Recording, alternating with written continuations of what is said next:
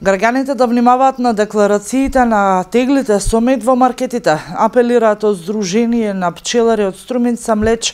Апелот доаѓа по информацијата дека во некои супермаркети во земјава се продава мед кој всушност не е природен и е произведен од пчелите. Теглите се идентични, смесата навистина наликува на мед, но составот вели сосема друго, дека сепак е гликоза.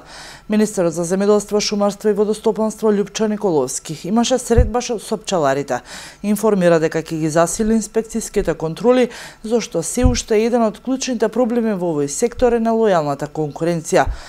Покрај тоа што се пожалиле пчеларите, тој лично имал сознание за продажба на фалсификуван мед во маркетите.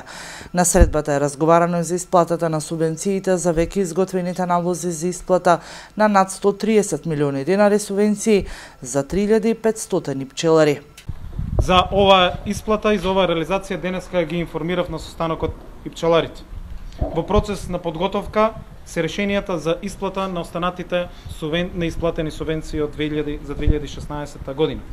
Досека за месец и половина се сплатени односно ќе бидат реализирани околу 4 милиарди денари за субвенции, а за исплата остануваат уште 2 милиарди денари за кои што ја интензивираме обработката на мерките, односно креирањето на решенијата во рамки на платежната агенција, со што ќе ја затвориме оваа 2016 година. Денеска вршиме исплата на пчеларите, од понеделник продолжуваме со исплата на останатите субвенции за земјоделците.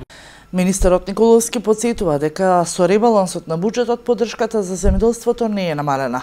Напротив, предвидени се дополнителни 110 милиони денари за заштита и директна поддршка на земјоделците. Според него, за месец и пол се реализирани 4 милиарди денари од поддршка за 2016, а реализацијата за преостанатите околу 2 милиарди ќе почне со исплата од денеска.